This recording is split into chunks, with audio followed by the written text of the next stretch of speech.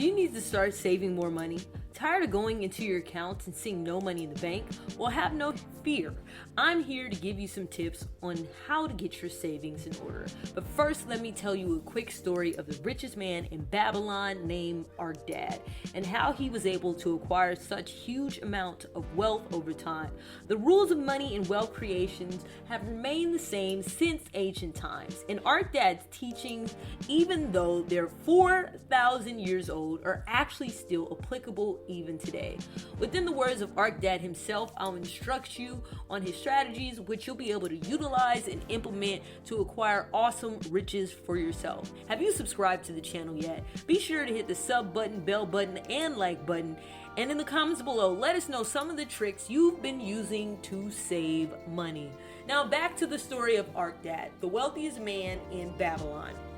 Almost 3,000 years ago, within the city of Babylon, on a sunny evening, a destitute man called Insure was sitting before his house on a divider. That day, he was in the process of making a chariot to get more products and to make more money for his family. However, Insure couldn't focus on making the chariot. His thoughts were someplace else. He was feeling pitiful and discouraged, and he kept thinking about something else. His best companion, Kobe, a performer, stops by to borrow 2 shekels from him.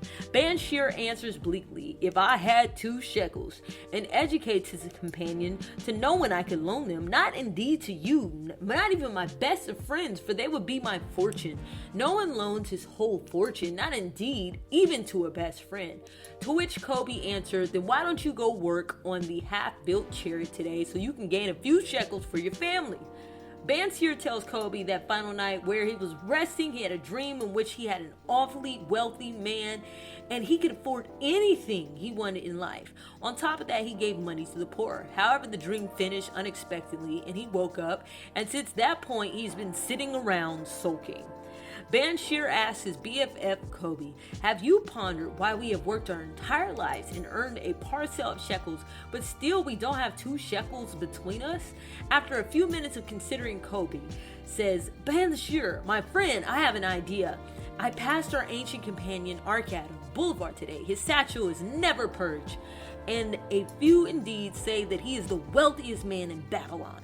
Let us go to him and inquire for his advice. He can educate us on how he continuously has a full shackle, gathers riches, and how to keep our hard-earned shackles to ourselves."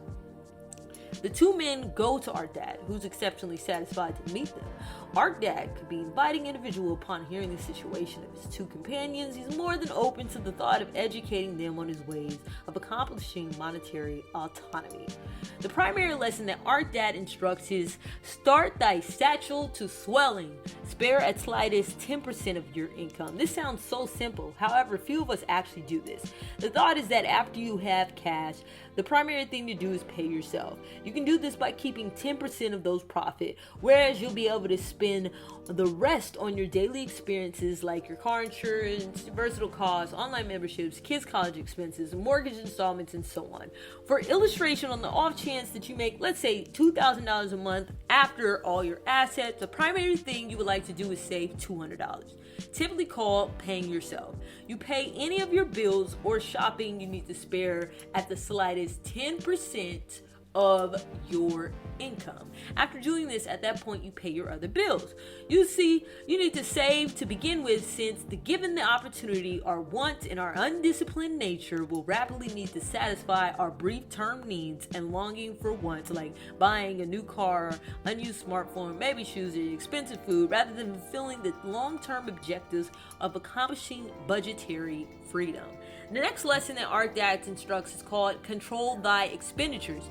Every human being must live inside his or her means. Yes, at times it'll be troublesome for you to control your inclinations to purchase bad things like cars, clothes, vacation, jewelry, or even Starbucks.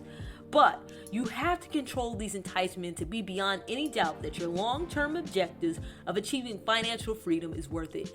Many individuals frequently, when they get a raise at work, will quickly update their standard of living. which is why at the conclusion of the day, they have little to no savings. The best thing you can do when you get a raise is disregard it ever happened. Sounds ridiculous, right? Well, on the off chance that you rationally trap yourself in accepting that you are simply still gaining the same amount as you were before, you won't drop into the life of inflation. The third lesson by Arc Dad is make thy gold multiply. Make your cash work for you. Rich individuals put a high price on their time, so they choose not to do labor over things that they can hire others for while they make more money. You can either use the time you have, somebody else's time, or your money. Every individual has the same 24 hours in a day, so how much can one individual truly work and leverage and possess their time? The wealthy begin making cash and contributing from a youthful age and utilizing compounding interest. If you're curious about learning more about compounding interest, check out more of the videos on our channel. The fourth lesson is guard thy treasures from loss. The whole point is to make a plan and try to prevent any misfortune. The punishment for covetousness and attempting to make speedy cash is ordinarily one ending of losing it all. So remain absent from hazardous get wealthy fast ventures. Losing cash could be an exceptionally awful thing to do to yourself. Think of it this way. In case you first have 100 gold coins and you lose 50% of it, so presently your venture is worth only 50 gold coins. How much benefit do you now need to create to recoup for your loss? If you replied 50%, you're off base. That's because now you'll have to make 100% benefit on the remaining 50 gold coins to bring your speculation back to the initial amount. Do you see how this works? So when Arc Dad says, watch thy treasures from any misfortune, he knows what he's talking about.